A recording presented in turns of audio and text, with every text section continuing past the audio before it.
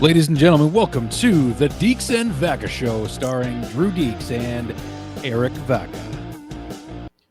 Welcome to the show, everybody. Hello. That was a live recorded intro, just so everybody knows. That was not recorded, that was live. So it's like being on the radio, man. Yeah, I like it. Here we are. Well, we didn't have a big gap in between shows, so we just figured, why the heck not? Let's try something fun. All right, so going to the topics of the day, Mr. V. Yeah. This is what we're going to talk about today, just to let everybody know. Team Canada, the Olympics start this week for the men's and the women's, so that's going to be a topic of conversation. For me personally, nice to talk about another Canadian team that I will cheer for that isn't a tragedy. The Seattle Kraken. We've kind of, like you mentioned this the other day, that the Kraken had a lot of hype coming into this season being the new expansion franchise, and then it seems like the conversation around them's kind of gone away a little bit. Yeah, that's kind of an odd thing, right? Because yeah. I think it has a lot to do with the Vegas, how hard they came out of the gate, and then the Kraken have sort of been what we've expected. And yeah. But Vegas was spoiled, that's for sure. Yeah, we're gonna talk about the Michigan and trick plays in today's NHL, or just today's hockey game in general, because it seems like it's not going to go away, whether you like it or not. Mm-hmm. We're going to talk a couple of other things too. We're going to also talk about Evander Kane's debut last night with the Edmonton Oilers. So that was an interesting show. Of course, first game, first goal of the game, Evander Kane gets it. We'll even show you the goal right here. So it was a tip in early in the first period. But yeah, that's kind of I guess maybe where we can start, V, is just because we sort of ended our episode the other day talking about how we were pretty certain that Evander Kane was going to Edmonton, and then like an hour later, before I posted the video, Edmonton signs him. Mm-hmm. So yeah, well, I think they would have had him signed days before that if it wasn't for the whole border thing. For sure. So obviously it wasn't anything major that they had to work around. So sorry if you can hear my baby crying. No, we can't. Okay, that's good. Yeah, your microphone. He's just in the room. Yeah, your microphone must be a unidirectional mic, and it only gets the noise right in front of it. So yeah, you're good. But yeah, sorry. It's just it was good to see him have a good jump out of the gate and make his presence felt early. And I mean, it is against Montreal, so it's not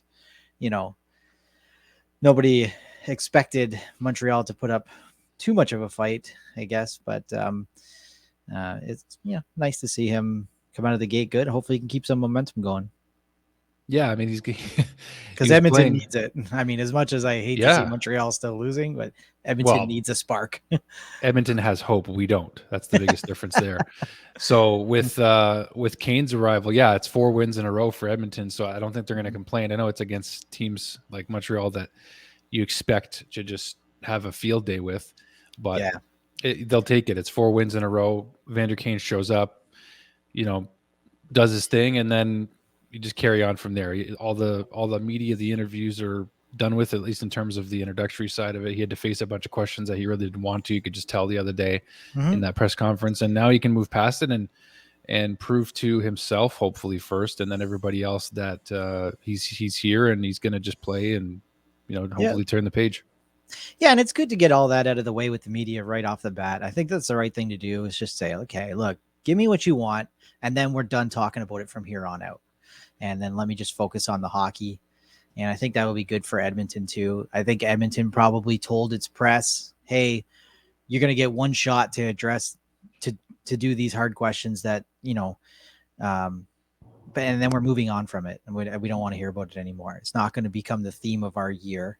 And we're trying to turn this around and make ourselves a good playoff team. And, it's a good start for them. It obviously injected a little bit of jump in the lineup to have him there. And, Draisaitl had a pair, Hyman had a pair. So, I mean, it's, but those are the games you should win. And this was the knock on the Leafs for years too, is that you got to win the games against the teams you should beat, and even right up to playing Arizona last week and losing to them. That's of the road trip that they were on. That's the team you should beat. And it's the same with Edmonton over the last little while was, they weren't beating the teams that they should beat. And if you can't beat the teams that you should beat, you won't show up against the teams that are hard to beat. So, but yeah, good to see him come out of the gate, and I hope he can continue getting his career on track. Yeah, no doubt. I had a water spill here while you were talking, so I was like, "Frig, I gotta address this before my computer's damaged." That's why you got to drink Diet Coke. Seriously, I don't know. Anyway, I'm too accident prone. That's my issue. So anyway, but I did hear what you were saying about Kane and turning things around with his career. And I think the hardest part's probably you would hope is out of the way. Like, you know what I mean? He's just gonna try to focus on answering questions, hopefully about, and he just said last night it was nice to be able to contribute and this and that. So sorry for the random Zegras picture, which didn't make any sense for that segment. But my computer was going all crazy there. So we'll talk about Zegras soon enough. Yeah, you know what? Well, why not waste won't waste any time. Let's just talk about it. So the Michigan and trick plays in today's game, and in fact, I actually have this clip from my episode the other night where I did a post game episode on the Michigan. So here it is from Trevor Zegras the other night against the Habs. Second round series with the Winnipeg Jets, and there's a lacrosse. And 5 seconds or less, YouTube respects that, so we're allowed to show it. So, the Trevor Zegras, the Michigan, he did it again, sort of thing. No, this was different from the one from Buffalo, which is right here, where that I thought that was even more amazing personally. The pass, the flip over the net, we've been doing that in ball hockey for years. Like that, I've been doing that since I was 17 in ball hockey. Yeah, but it's a little bit different in ball hockey, right? Oh, it's way different. But I mean, it's hard. It's hard to flip a puck up like at the right weight, and to do it like that from behind the net, that's tough to do. For sure, it is, and that's the whole thing. So, what's your take on this? And does it have a place? It looks like it already does, because the old school folks, we all know Torts hates it, but and I wouldn't say that he doesn't hate it. I actually did watch a full interview on him. But regardless of what just John Tortorella thinks, what do you think about trick plays having a part in today's game? Yeah, so I'm all about creativity. Like I like guys who can do things that the other team is not expecting to happen. Okay, so that being said, like I'm all for the between the legs goals. I'm all for if you're on a breakaway, going to one hand, like, all the old things that, people have developed over the years. I'm good with all that. The Michigan, I take a little bit of issue with, just because it seems like such a dangerous play. So like, if you pull up that screenshot again, if you don't mind, pull up that screenshot that you had. So here you have a stick that's coming around at the goaltender's head height, right, to put this puck in. You have a defender's stick that's also at the goaltender's head height in the net and blocking that goaltender's wrist from coming across, or blocker from coming across and stopping that shot. Also, as a player, I don't think I would even I would have to be pretty left alone to try it, because you put yourself in a vulnerable position, trying to lift the puck up like that to being drilled pretty hard. And I think it was maybe Scott Stevens years ago, probably 4 or 5 years ago, that said, somebody was interviewing him, and he said, if I saw somebody do that, I would probably skate back there and try to hit him as hard as I could. And I mean, I remember old footage of Clark when he just destroyed that one guy from the North Stars. I think it was Bell behind the net.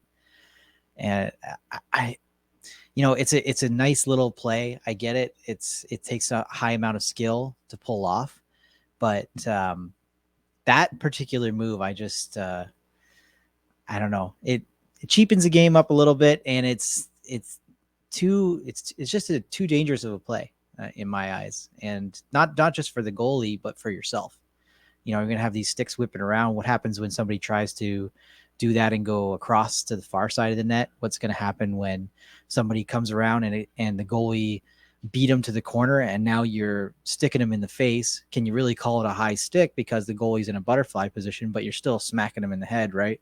Or you've already got your stick there and the goalie's sliding across and you gets a spear in the side of the head or something like that. I think it's just a matter of time before that goes wrong. And, like I said, it's a cool thing. Maybe fun for the little kids, but to me, it's just it's not a good hockey play in my mind. But what can you do about it, right? Because it's not an illegal play. It's not an illegal stick play unless the league says it is. The stick is not getting over the crossbar or the player's shoulders, so it's not really considered a high stick. But when you consider that the goalies are the butterfly style is how they play, I don't know. I think it's only a matter of time before it goes wrong. Someone's going to get crushed or hit a goalie wrong or something, right? So this is more of a safety issue than like a hot dogging issue for you? Yeah. So, I mean, we can get on the hot dogging thing after. I mean, as the league has become less about clutch and grab and less about, like the big hitters are sort of getting phased out and, it's not as dangerous of a game anymore. Now, kids are running around basically thinking they can get away with whatever they want. And, call me old school, I guess, with hockey, but I'm not going to say I preferred the clutch and grab area. Of course, the game's a lot more fast and good now. And it's nice that we're protecting the smaller players so they have a chance in the league. But at the same time, I prefer a high percentage play over a low percentage play. And the Michigan is a low percentage play. So you're skating behind your net. I just put myself in a coach's shoes here. Okay. You're skating behind your net. If you have that much time behind your net, you are in control in the zone. If you've got that much time, your forecheck has already worked. You've got the puck back. You're skating alone, untouched behind the net.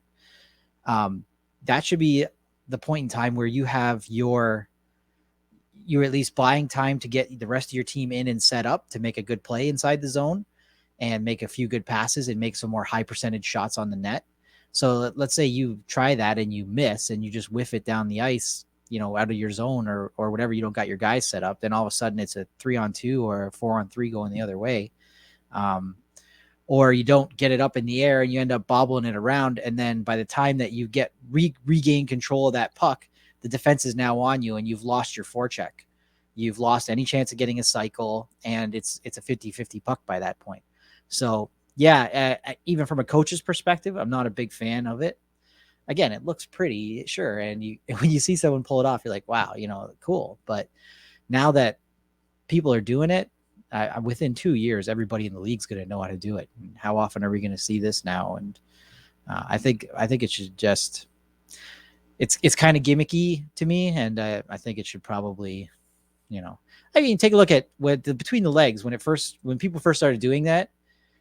It was a little gimmicky as well, but now it has become an actual play that you use at a certain time. So if you're skating across and the goalie's coming for a poke check, or you don't have it angled to the far side of the net, that allows you to change your angle to your shot. And it's a high percentage play now. So maybe, who knows, maybe the Michigan will evolve into something like that. But as it is right now, I mean, I've seen Matthews miss it a few times. He's tried to go for it. And I think to myself, oh, he's looking down, skating behind the net for way too long for me to be comfortable with for an $11.5 million player. You know what I mean? Like, I just don't want to see him. Oh, and then look up and go bam. You know what I mean? So yeah, it's going to go south for somebody, whether it be a goalie or a player soon. And then everybody will go, maybe not so much with the Michigan. That's how I think it's going to go down. Yeah. It's like right now you have to, like, he was in stride when he made that too. Mm-hmm. That's the other thing too. So it was a very highly skilled play, but again, low percentage. If you're able to pull it off, I mean, it's hard to argue with the guy and say, don't score a goal that way, please. Yeah. Everybody wants goals, right? Yeah. Like, I don't think it's going to come down to that, but it's going to come down more to kids growing up being taught the game and how much time are they going to spend trying to just do trick shots when they really should be working on their stick handling or their passing and things like that. Right. Yeah. As a ref, and I ref a lot of youth games, I can tell you that over the past few years, the the fundamentals of the way that kids think about hockey now has changed a lot. And there's not a lot of pressure on these kids to play a more high percentage, a more tough game. It's a lot more about how cool can we be while we're on the ice. And I tell you what, coolness is great, and it might get you some attention in the media. But as far as winning Stanley Cup, look at the teams that win Stanley Cups. The teams winning Stanley Cups aren't out there trying to do Michigans. They're out there grinding it out, playing hard defense. You know what I mean? And getting those playoff style goals where it's a hard shot from the point, a scramble around the net, fighting for your position and then popping one in. Even when you hear the crowd, when somebody pulls off a Michigan, they all go, oh, and then you get a nice or the pumped in crowd noise. Yeah, a nice little or the pumped in crowd. Because that's what it was the other night. Yeah, but when you have seen it with real crowds, they go ooh and they clap. Yeah. You know what I mean? But can you compare that to like a crowd noise when Henrique scores his overtime goal for New Jersey against to eliminate New York? You can't, because there's this scramble around the net. Everybody in the whole building's heart's pumping out of their chest, and then all of a sudden it goes in for your team and the place hits the roof. I mean, I like that feeling much better than I like the he went and did that, razzle dazzle, like NBA Jam, like and then video game goals, right? For sure. And then they go for the dumb selly, whatever it may be. I mean, we used to always laugh when I was growing up. We used to always laugh at players that would do celebrations, like dumb celebrations, and back in the day, it didn't happen as often, but it's definitely changed now. Like, even I played like bottom division ball hockey, and guys are, doing the big bow and arrow, or, what I mean, dragging their hands on a plastic rake. I think Rashidi did the friggin' Austin Matthews celebration, and I'm like, what are you doing?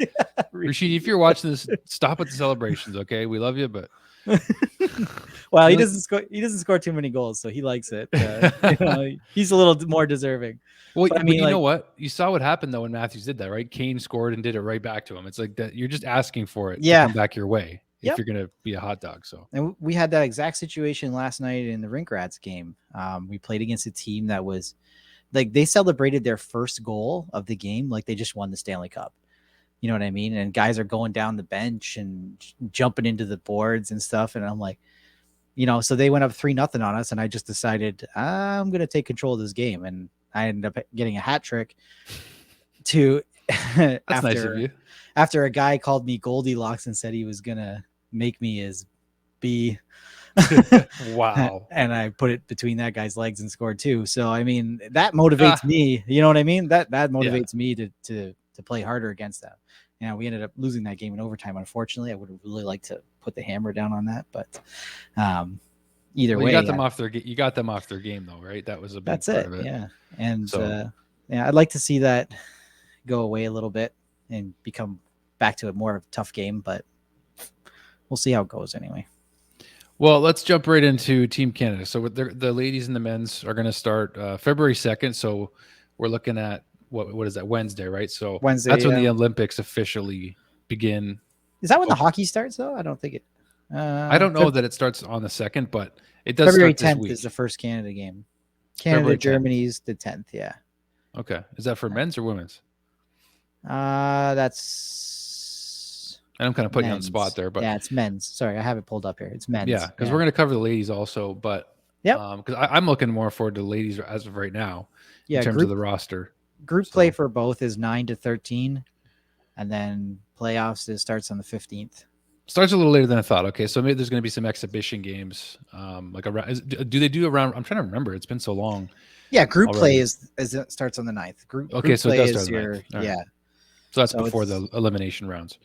So Team Canada, man. I'm going to go through a little bit of the ladies roster, and of course the ladies are going off of, 20.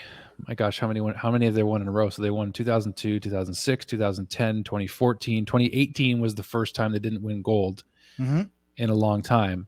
So just looking at their roster, they have a really exciting roster here. Just looking at their women's gold, this is the 2010, of course, and then 2014, the gold medal. And I really love their roster right now. This is a good picture of a lot of the ladies that are on the roster right now, right here from the World Championship. So definitely looking forward to seeing this roster. And I just think that women's hockey, like you mentioned, has been such top quality, and the game for women is evolving, and I think that's why it's more exciting. I think is I'm just happy for them. Like I just genuinely feel happy that they got the Players Association, they have their union, and they have a lot of backing from a lot of places. And now it's another opportunity just to hopefully showcase their talent. And it's exciting hockey. If you want entertainment and you watch hockey for entertainment, like we all do, I expect a lot from the women, and not just the Canadian women. I think the Americans, other teams of the world are going to have their say as well. But I'm looking forward to it. Yeah, and the roster for the women's looks very familiar to everybody who's watched Canadian women's hockey for a long time. Yeah, you're going to see all of the people you expect to see: Spooner, Poulin, Jenner, Johnston. They're all going to be there. Jocelyn Larocque, she said that it was the best team that she has played on yet. So that's exciting. And I really think that I don't think with women we have much to worry about. I mean, the USA has gotten a lot stronger. But I think that this team is pretty stacked up and ready for this. Yeah, they really are. They've gelled quite a bit already. And they're also coming off of a recent tournament too, not just 4 years ago. Mm-hmm. So that they've had some play going in. Yeah. Yeah. And then also the rivalry series with the States too. So Canada had a strong showing there as well. I think Canada knows this is their stage, and that's why they're always able to rise to the occasion.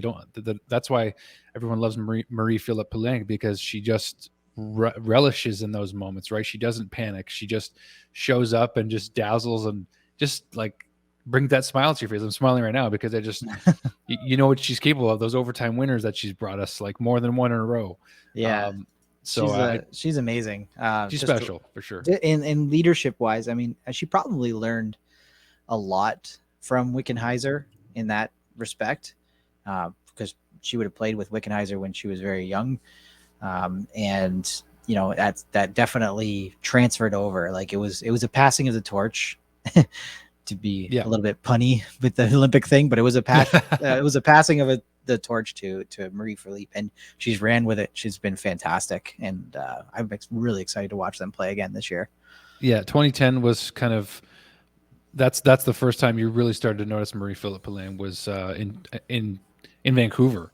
Mm-hmm. At that amazing Olympics that we were so blessed to watch. What a great Olympics that was. Like even across the board, not like the hockey was obviously top charts. Like we had Crosby's goal, we had the ladies get the shutout, and Marie-Philip Poulin scored both goals in the gold medal game. Mm-hmm. I remember that. Yeah. Right? Nice ones too. Yeah. Like this, the ladies, like just when they came back in Sochi in 2014, down 2-0 with like 3 or 4 minutes left, tying it, getting the gold in overtime. Again, like just you can't. That was another thing that Larocque said. Larocque, when in her press conference, she was saying that a lot of what the team is built on is belief that no matter what the score is, they always have a chance to win, and that they can come back even if they're down in a game or things aren't going their way. Just that belief that they can hold on and do what they need to do to get the big wins and the big goals. And it's just that level of heart in the game is so inspiring to watch. It is, because it's all heart. Like that's they got to transfer that sort of belief from that maple leaf to a blue maple leaf, I think. Right? Yeah, well, we had it last night. It was nice to be on the other end of coming back from being down as opposed to blowing the leads, So yeah, I even told my buddy we were watching the Royal Rumble last night because I just nostalgic wrestling fan once in a while. For sure. Were the Leafs down 3-1? Was it at one point? 3-1 and then 4-2. Yeah. And then 4-2. So he didn't even look at his phone. And then all of a sudden I looked at mine like 2 hours later and it was 7-4. I was like, yeah, I told you, man, like the Leafs are just like they wake up when they want to. So. And to be fair, 2 of those were overtime or were empty net goals. So Bertuzzi, oh my God, last night the net's empty. They're down by 2 and he makes 2 unbelievable saves. He makes a big like a glove save and then a kick save on the rebound. Yeah, And that I'm was like, crazy. put this guy in net. Like, and then of course Tavares is like, okay, fine, you're gonna stop everything. I'll just flip it over your head and it goes in the net. You learned from that. Yeah, Johnny so. T. That's like John Tavares' sense of humor right there. Just like without speaking, he just, you know what I'm saying? Like, Yeah, for sure. I love Johnny T. I'm a huge Tavares fan for sure. I like a lot of what he does out there. He's not overly flashy, but he does everything right when it comes to hockey. Well, that's what they call him, right? Like Dangle always calls him the little thing king, right? Like that's what I like about it's the little plays on the boards. Yes, that's what I like about our ball hockey team, like the little plays that, Bobby makes, like the little checks, the little, chips out of the zone, like those little things that do matter in a game that go sort of uncelebrated or unnoticed even sometimes, or just those little bits of confidence it instills confidence in your teammates when you see them doing that, because then you just don't have to worry about them, right? For and sure. you can feel it.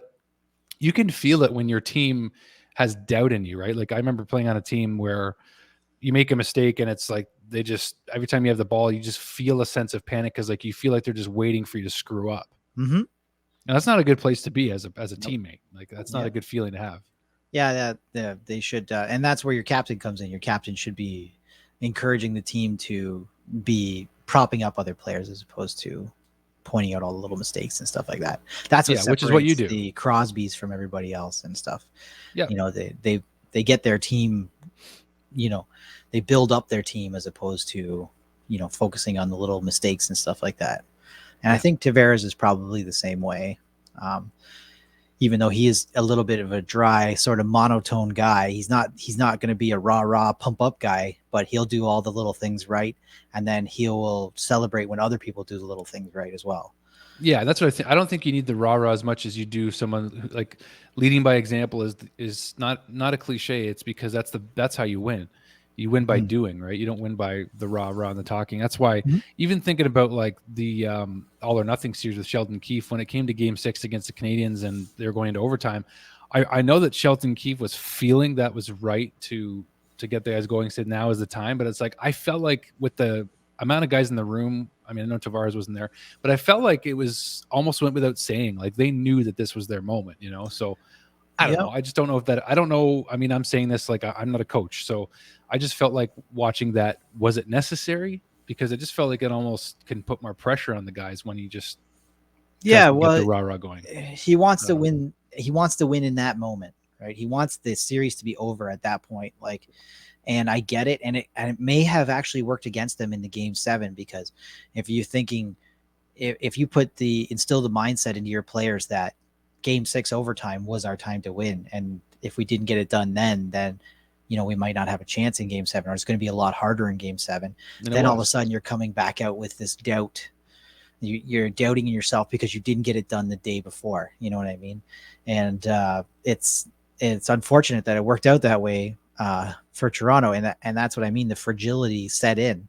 But that being said, I think you still got to. You're going into overtime. It's playoffs. It's a big game. I mean, you have to do everything you can do as a coach to try to get your players excited for what they're going to be doing. Yeah. I think as a newer coach, I was wondering if he felt like he was probably feeling that, like, now I want us to be, but I think the players knew what they had to do. So, and then like you said, it could have worked against them. So, but just shifting gears here to our last subject, the Seattle Kraken. So we mentioned this off the top that we're going to touch on them a little bit here, and it seems like the bit of the noise and the hype has gotten away from them just because they've sort of showed who they really are. They're middle of the pack, if not lower than that. Actually, they are lower. I think probably lower. Yeah. So we're just looking at their arena here in Seattle. Really beautiful location. It makes you want to go to Seattle just looking at this picture. Yeah. Well, I took a picture of the one day a year it's not raining. Yeah, ain't that the truth? This is a beautiful shot of the rink, though. They got the double screen going. Yeah, which I think is pretty nice there. That's cool. And then of course the famous shot from this year. He's injured right now, but Brandon Tanev. yeah, Tanev eyes. So yeah, there was some good memes going around, and other players were doing it, having some fun with it. But yeah, I gotta say with Seattle, I'm kind of I feel bad for Grubauer because he went from being like almost a Vezina candidate goalie in Colorado to now the numbers don't look good, but it's the team in front of you as opposed to the goalie. It's just tough. That's going to be a tough thing for his career to wait to build to a point where he's going to be good, right? Yeah. Again. Yeah. Yeah, that's something that you kind of have to look long term, hopefully, at in terms of that decision. And I think Mark Giordano has already been talked about going back to Calgary. There's already been deadline, maybe some talk circling that either at the deadline or in the off season, because I don't fully know what the reason was, but I mean Calgary could use them, and they're doing reasonably well this year. So they're starting to get a lot better too. Yeah. Yeah, they've been picking themselves up. Yeah. And then thank you, Johnny Gaudreau, for always being clutch in fantasy hockey. My gosh, he's ridiculous. he's a constant. I can tell you that. I think I was looking at the standings the other day, and in the Pacific, I think Seattle is the only team in that division that is sub 500. So the whole Pacific has sort of picked it up a little bit this year. Yeah, Pacific is the Pacific. The specifics of the Pacific. No, they are doing well. They are doing well. So Vancouver's the next lowest at 19-19. And they're doing a lot better under Bruce Boudreau. So yeah, everybody else is plus 500, but not that much plus 500. So they're still not the greatest division, but at least they're getting better out there anyways, because it was pretty bad for the past couple of years in the Pacific. Yeah. Other than Vegas, obviously. Yeah, they are, again, Vegas just spoiled themselves. That's the sad thing about the Kraken, is because Vegas came on and they came in like a bat out of hell, to reference our poor lost friend Meatloaf. They came in and they go to the finals the first year, and then they have an upset knockout the next year, and then they go again all the way, make a big playoff run, and it seems like every second year they go pretty far in the playoffs. But it's and so when the Seattle Kraken were coming on the scene, it's like, hey, from an expansion draft, you can build a good hockey team if you know what you're doing. So everybody was kind of a little more hyped than it maybe should have been. I think if Vegas had come out of the gate and not done well, then it would have been a little bit easier on Seattle, but Seattle's just seemed like such a disappointment so far. In comparison. Yeah. Yeah. Like if you want to compare expansion franchises. Yeah. Yeah. And it's like, I guess that's what we should expect. It's just too bad that they can't make a little noise, Yeah. Maybe even be just like a bubble team just outside, give the fans some hope and sort of start to build that base. I hope that the Seattle fans are invested enough that they can stick around for a few years of pain. I think so. They're brand new there, and honestly, like the facility is beautiful, the jersey, the logo is beautiful. Like that's such an important factor when you're picking a team, is what does their jersey look like? Do I want to wear that every day or every game? And the logo is good, but it could have been better. I definitely saw a few fan-inspired artist rendering of the logo, how they would have done it. Like I had one with the Kraken that was wrapped sort of around an anchor. There's an anchor here, so it kind of wrapped around. So it was almost like, well, somebody drew it themselves, and it was almost like the kind of Sea Monster S, but wrapped around a darker looking anchor. And then there was a few other ones that were circulating around Twitter after they first released the logo, and I thought, man, they could have done probably a little bit better with the logo. But maybe they were just looking for simplicity a bit more, less is more. Yeah. And I think it works. It really doesn't matter. I mean, who knows what's down the line for logos and stuff in those teams. Yeah, but it works. It works, I think, for what they came up with. There was a lot of fans, not of the Kraken, like just hockey fans that wanted that jersey right away.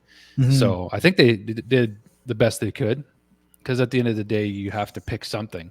Yeah. So it seems like to me, like if you look at Tanev's crazy face again, just looking at the logo, even the sleeves, the white ones, a lot of people really like the white ones. So I like the white ones too. If I was going to buy one, which I will eventually, it's going to be the white one for sure. Same thing with Vegas. I like their white jersey too. I think I like it better. Yeah, I think I like the white better sometimes. It just simplicity. I don't know. Just my thing maybe. But other than that, I think that's pretty much everything we were going to touch on today. Yeah, we didn't really touch on the men's roster for Beijing, Team but Canada? yeah, That's but true. we can hit that next show. We got till the 9th. Well, we have a lot of time to break the roster down, but Let's which just we see will. in training camp if anybody goes down with injuries, and then we'll talk about that. Well, the head coach has, because Claude Julien is out. Oh, By the way, I didn't hear about that.